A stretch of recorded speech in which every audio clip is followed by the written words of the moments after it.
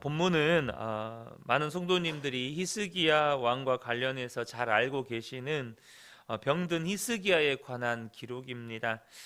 히스기야가 병이 들었을 때에 이사야 선지자를 통해서 죽음을 선고받습니다.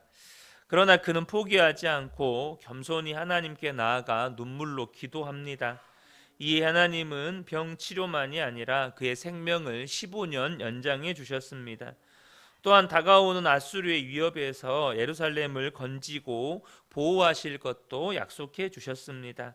게다가 치유의 징표를 구하는 히스기야에게 해시계의 그림자 10도를 물러가게 하심으로써 약속을 지키실 것을 확인시켜 주십니다.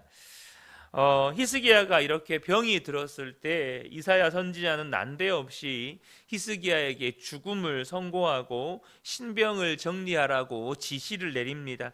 1절을 보면 그때 히스기야가 병들어 죽게 되매 아모스의 아들 선지자 이사야가 그에게 나와서 그에게 이르되 여호와의 말씀이 너는 집을 정리하라 내가 죽고 살지 못하리라 하셨나이다. 이에 히스기야는 홀로 하나님과 대면합니다. 심히 통곡하면서 하나님께 진실하게 전심으로 행하려 했던 지나온 자신의 삶을 기억해 달라고 요청을 합니다.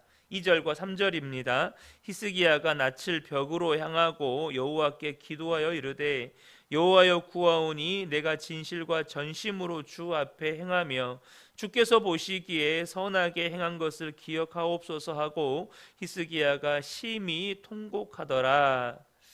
또한 뒤에 이제 6절을 보면 이 성을 아수르 왕의 손에서 구원하실 것이라고 이사야 선지자의 응답을 보면 자신의 죽음이 유다에 더 큰 위기를 가져올 것까지도 히스기야는 염려했던 것 같습니다. 6절을 보면 내가 내 날에 15년을 더할 것이며 내가 너와 이 성을 아수르 왕의 손에서 구원하고 내가 나를 위하고 또 내 종 다윗을 위함으로 이 성을 보호하리라 하셨더라 이렇게 말씀하고 있습니다. 그러니까 우리가 히스기야가 어떤 내용의 기도를 드렸는지 본문이 다 기록하고 있지 않지만 하나님의 응답을 보건대 히스기야는 지금 아수르의 침공을 염려하고 있었다는 것을 알 수 있습니다. 그래서 하나님이 그 히스기야에 대해서 이렇게 응답하시는 것이죠. 오늘 본문의 히스기야의 모습은 우리에게 중요한 몇 가지 도전을 줍니다. 첫 번째는 뭐냐면 그는 위기를 만나자마자 즉각 하나님 앞에 엎드렸다는 것입니다. 위기의 순간이 올 때 즉각적으로 하나님 앞에 엎드리는 이 신앙을 우리가 본받아야 한다는 것입니다. 군대에서 신병 교육을 받을 때요, 야간 행군이 있습니다. 그런데 그때 우리 머리 위로 야간에 적군의 조명탄이 떨어졌다는 가정하에서 즉각적으로 엎드리는 훈련을 합니다. 조명탄이 우리 머리 위로 떨어지면 우리가 지금 있는 위치가 드러나잖아요. 그러면 적군의 집중 사격의 대상이 됩니다. 그러니까 조명탄이 터지자마자 즉각적으로 엎드려야 적군의 사격이라든지 공격으로부터 어느 정도 우리를 보호할 수 있는데, 이렇게 행군하다가 인솔하는 중대장이 갑자기 공중에 조명탄이라고 외칩니다. 그러면 그 순간 군장이 다 메고 있는데 그 순간 딱 엎드리는 거예요. 근데 신병들이 뭘 알겠어요. 갑자기 그 행군하고 다 지쳐 있는데 중대장이 와가지고 공중 위에 조명탄 있으니까 다 어리버리하고 있는 거예요. 뭘 해야 될지를 모르고 그냥 다들 어안이 벙벙하고 있는 거죠. 얼마나 그때 중대장한테 깨졌는지 지금도 기억이 생생하게 납니다. 여러분, 그게 실전이라면 어떻게 되겠어요? 바로 적군들의 공격의 대상이 되는 것입니다. 마치 그것처럼 히스기야는 인생의 위기를 만나자마자 즉각 모든 것을 중단합니다.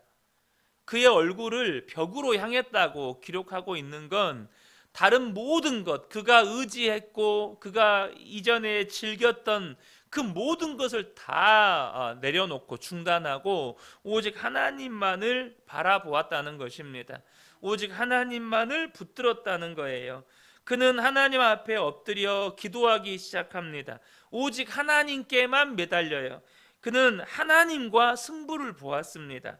이것이 히스기야가 유일하게 사는 길이었습니다. 여러분, 마찬가지입니다. 우리가 인생의 위기를 만났을 때 다른 곳에 기웃거리시면 안 됩니다. 내가 의지하던 모든 것, 심지어 내가 즐기던 모든 것까지 다 끊고 오직 하나님 앞에 엎드리라는 것입니다. 그러면 주님은 반드시 우리가 사는 길을 열어주십니다. 여러분, 성도들이 실패할 때가 언제입니까? 하나님 외에 다른 의지할 것이 있는 그때에 성도들이 실패합니다. 여전히 나에게는 돈이 있어요. 여전히 나에게는 나를 지지하고 나를 격려하고 나를 이렇게 후원해 주는 사람들이 있어요. 여전히 나에게는 세상 사람들이 부러워할 만한 직업이 있어요. 여러분, 그러면요, 우리 성도는 반드시 실패합니다. 하나님 외에 다른 의지할 것을 붙잡고 있는 순간 반드시 실패한다는 거죠. 두 번째, 우리에게 주는 도전이 뭐냐면, 그가 하나님 앞에 기도할 때 그의 내용을 우리가 살펴보면 그의 삶을 짐작하게 됩니다. 그가 뭐라고 기도했습니까? 내가 진실과 전심으로 주 앞에 행하며 주께서 보시기에 선하게 행한 것을 기억하옵소서. 그러니까 자신이 지금까지 어떻게 살아왔는지를 기억해 달라고 말할 만큼 히스기야는 하나님 앞에서 부끄러움 없이 살려고 노력했다는 것입니다. 하나님 보시기에 부끄러움 없이 살려고 그렇게 애썼다는 거예요. 실제로 히스기야는 하나님께 그렇게 평가를 받은 사람입니다. 우리가 지난주에 히스기야에 대해서 나누었지만 열왕기하 18장 3절을 보면 히스기야가 그의 조상 다윗의 모든 행위와 같이 여호와께서 보시기에 정직하게 행했다라는 것이 하나님의 히스기야에 대한 평가입니다. 이뿐만 아니라 히스기야는 오직 하나님만을 의지했고 오직 하나님과 연합해서 하나님을 떠나지 않았고, 그래서 하나님도 히스기야와 함께 하셨다고 말씀하고 있고 히스기야가 모든 일이 형통했다고 성경은 말씀합니다. 유다 왕들에게 있어서 선함의 기준이 있습니다. 그것은 뭐냐면 다윗의 삶이었습니다. 그래서 열왕기서에 유다 왕들에 대한 평가를 보면 다윗과 같이 행한 선한 왕이 있고 다윗과 같지 않은 악한 왕이 있었다고 이렇게 열왕기서는 평가를 하고 있습니다. 그런데 히스기야는 다윗의 모든 행위와 같이 하나님 보시기에 정직하게 행한 선한 왕이었다는 것입니다. 그래서 그는 기도할 때, 하나님, 제가 하나님 앞에 어떻게 살았는지 하나님 아시지 않습니까? 제가 하나님 보시기에 거룩하게 살려고 하고 정직하게 살려고 하고 순결하게 살려고 하고 하나님이 원하시는 것이라면 무엇이든지 하려고 했던 하나님, 저의 삶을 하나님은 아시지 않습니까? 그렇게 자신의 삶을 기억해 달라고 할 만큼 히스기야는 그의 삶이 하나님 앞에 거룩하고 정직하게 살기 위해 노력했다는 것이죠. 사랑하는 성도 여러분, 저와 여러분, 우리 모든 성도님들이 그렇게 하나님 앞에서 부끄러움 없이 살기 위해 노력하는 분들 되시기를 축복합니다. 정말로 하나님 앞에, 하나님 보시기에 부끄러움 없이 살 만큼 우리가 언젠가는 하나님 앞에 서지 않겠습니까? 그때 우리가 하나님 앞에, 하나님, 제가 어떻게 살았는지 하나님 다 보셨죠? 하나님 다 아시죠? 제가 하나님 앞에 내세울 건 없지만 내가 하나님 보시기에 내가 이런 업적을 이루었다라고 내세울 거 없지만 그래도 하나님, 제가 하나님 앞에 정말로 거룩하게 살려고 하고 정말로 순결하게 살려고 하고 하나님 뜻대로 살려고 하고 정말로 부끄러움 없이 살려고 했던 저의 삶을 하나님이 다 보셨고 하나님 다 아시죠. 그렇게 말할 수 있는 저와 여러분 되시기를 축복합니다. 성도는 그렇게 살아야 합니다. 하나님 앞에 정말 부끄러움 없이 살아야 한다는 것이죠. 이것이 히스기야가 우리에게 주는 두 번째 도전입니다. 세 번째는 뭐냐 하면, 앞서도 잠깐 언급했던 것처럼 그는 자신의 죽음 자체를 두려워하기보다 죽음 이후에 유다가 처하게 될 위기를 염려했다는 것입니다. 다시 말하면 그는 지금 하나님 앞에 병 고쳐달라고, 더 살게 해달라고 구하고 있어요. 근데 그렇게 구하는 이유가 뭐냐 하면 아직도 그에게는 살아가야 할 이유가 있다는 겁니다. 아직도 그에게는 남은 사명이 있다는 거예요. 본문의 히스기야의 기도의 내용이 다 기록되어 있지 않다고 방금 언급드렸죠. 그런데 6절에 이사야를 통해서 하나님 응답하시는 것을 보면 이 성을 아수르 왕의 손에서 구원하겠다라고 말씀하셔요. 그 말은 여러분, 히스기야 때에 무슨 일이 있었습니까? 북이스라엘이 아수르에 의해 멸망을 당합니다. 그리고 18장 19장을 보면 유다 또한 아수르로부터 위기를 겪습니다. 엄청난 치욕을 겪어요. 그런데 히스기야가 하나님 앞에 나아가 간절히 기도하고 부르짖습니다. 그래서 하나님께서 아수르의 위협으로부터 이 유다를 지켜주십니다. 그러나 여전히 아수르는 건재합니다. 아수르가 멸망한 거 아니에요. 그러니까 호시탐탐 아수르는 유다를 노리고 있는 거예요. 그러니까 유다는 아수르의 위협 앞에, 바람 앞에 촛불 신세인 거죠. 그러니 그는 아직도 해야 할 일이 있다고 생각하는 것입니다. 남은 사명이 있다고 생각하는 거예요. 그러니까 그는요, 살아있는 동안에 사명자였습니다. 사명자로 살았고 아직도 내가 더 살아야 하는 이유는 남은 사명이 있기 때문이라는 거예요. 사랑하는 성도 여러분, 저는 저와 여러분이 이처럼 사명자로 인생을 살아가게 되시기를 축복합니다. 내가 살아야 하는 이유가 분명한 사람, 죽음 앞에서도 자신의 사명을 말할 수 있는 분들이 되시기를 축복합니다. 하나님, 저에게는 아직 살아야 할 이유가 있습니다. 물론 이것이 여기까지가 하나님의 뜻이라면 주님, 제가 기쁨으로 하나님께 가겠습니다. 그러나 하나님, 저에게는 아직 남은 사명이 있습니다. 저에게는 아직 하나님께서 남겨주신 일이 있습니다. 라고 말할 수 있는 그런 분들이 되셔야 한다는 것입니다. 여러분, 왜 인생을 방황합니까? 왜 인생을 허비합니까? 왜 인생을 내 마음대로, 내 뜻대로 삽니까? 이유는 한 가지입니다. 해야 할 일을 모르기 때문입니다. 다시 말하면 나에게 하나님께서 무슨 사명을 맡겨주셨는지를 모르기 때문입니다. 그런데 사명이 있는 사람은 인생을 허비하지 않습니다. 인생을 소비하지 않습니다. 인생을 헛되이 살지 않는다는 거예요.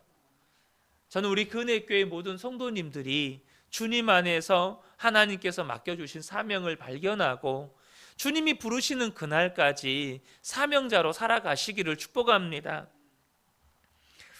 하나님은 이런 히스기야의 눈물을 보셨고 그의 기도를 들으셨습니다. 그래서 그의 기도에 응답하셔서 그를 낫게 하시고 또 15년을 더 살게 해주실 것이라고 약속해 주십니다. 그뿐 아니라 아수르의 손에서 유다를 구원하시겠다는 약속도 해 주십니다. 그런데 우리가 여기서 절대 놓치면 안 되는 것이 하나 있어요. 우리가 히스기야의 삶에 대해서 세 가지 도전을 우리가 받았는데요. 특별히 제가 두 번째 도전에 대해서 말씀을 드릴 때 히스기야가 하나님 앞에 부끄러움 없이 살기 위해 노력했다는 말씀을 드렸습니다. 우리가 분명히 도전받아야 할 말씀이고 붙잡아야 할 말씀입니다. 그런데 여러분, 기억하셔야 될 것은 뭐냐 하면 그렇다고 해서 하나님께서 기도 응답을 하시는데 이러한 히스기야의 삶 때문에 하나님이 응답하신 게 아니라는 것입니다. 여러분, 우리가 까딱 오해하면, 그럼 내가 하나님 앞에 부끄러움 없이 살기 위해 노력하면, 내가 힘쓰고 애쓰고 그렇게 하나님 보시기에 선하게 살려고 노력하면 하나님은 내 기도에 다 응답해 주시나 보다, 이렇게 오해할 수가 있어요. 그런데 여러분 기억하셔야 합니다. 하나님은요, 우리의 어떠함 때문에 응답하시고 우리의 어떠함 때문에 역사하시는 분이 아니라는 거예요. 오늘 본문에 보면 하나님께서 6절에 이 히스기야의 기도에 이사야를 통해서 응답하시는데, 하나님께서 무엇 때문에 응답하시는지를 말씀해 줍니다. 6절을 다시 한번 보면, 이 성을 아수르 왕의 손에서 구원하고, 그 다음에 보면 내가 나를 위하고 또 내 종 다윗을 위함으로 이 성을 보호하리라 라고 말씀하십니다. 뭐 때문에 응답하신다고 말씀하십니까? 나를 위하고, 쉽게 말하면 나 때문에 내가 응답하는 것이다. 그리고 내 종 다윗 때문에 응답하는 것이다 라고 말씀하시는 것입니다. 여러분, 여기서 우리가 꼭 기억하셔야 합니다. 하나님은 하나님을 위하여 일하시는 분이십니다. 다시 말하면 하나님의 어떠하심 때문에 일하시는 거예요. 그럼 그 어떠하심이 뭡니까? 바로 하나님의 신실하심 때문입니다. 하나님의 그 신실하심 때문에 역사하시는 것입니다. 하나님은 우리의 기도에 응답하시겠다고 약속하신 분이에요. 특별히 오늘 이 기도에 대해서 응답하시는 이유는 하나님께서 다윗을 위함으로, 다시 말하면 다윗의 왕위를 하나님께서 유지시켜 주시겠다는 그 약속 때문에, 그 약속과 그 하나님의 약속을 지키시는 신실하심 때문에 하나님이 응답하시겠다고 말씀하시는 것입니다. 여러분, 하나님께서 우리의 기도에 응답하시는 이유는 하나님의 신실하심 때문이고 우리에게 주신 약속 때문입니다.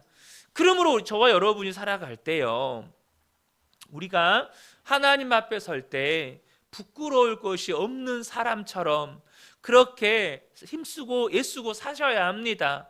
그러나 기억할 것은 우리가 살아왔던 어떤 삶을 의지하시면 안 된다는 거예요. 내가 이렇게 살았기 때문에 나는 마땅히 복을 받아야 돼. 내가 이렇게 살았기 때문에 하나님 반드시 나에게 복 주셔야 돼. 여러분, 그게 아닙니다. 우리는요, 다 지옥 갈 죄인들이었습니다. 우리는 하나님 앞에 그 무엇도 내세울 것이 없는 사람들이었어요. 우리가요, 그렇게 선한 싸움을 싸울 수 있는 이유가 뭔지 아십니까? 예수님께서 그 십자가 구원의 은혜로 우리를 죄에서 자유케 해주셨기 때문입니다. 우리를 죄의 결박에서 끊어주셨기 때문에 우리가 선한 싸움을 싸울 수 있는 힘이 생긴 거예요. 여러분, 이거 절대 잊으시면 안 돼요. 우리 안에 계신 예수 그리스도 때문에 우리가 선한 싸움을 싸울 수 있는 힘이 생긴 거지, 우리 안에는 애초에 선한 것이 없습니다. 그래서 우리가 선한 싸움을 싸운 것 자체가 하나님 앞에 내세울 수 있는 게 아니에요. 그러나 주님 앞에 나아갔을 때, 주님, 제가 하나님의 은혜로 이렇게 선한 싸움을 싸우다 왔습니다 라고 말할 수 있는 분들이 되셔야 한다는 것입니다. 중요한 것은 우리가 붙잡고 살아야 할 것은 내가 얼마나 하나님 앞에 거룩하게 살았냐, 내가 얼마나 하나님 앞에 힘쓰고 애쓰고 살았냐가 아니라 하나님의 신실하심이라는 것입니다.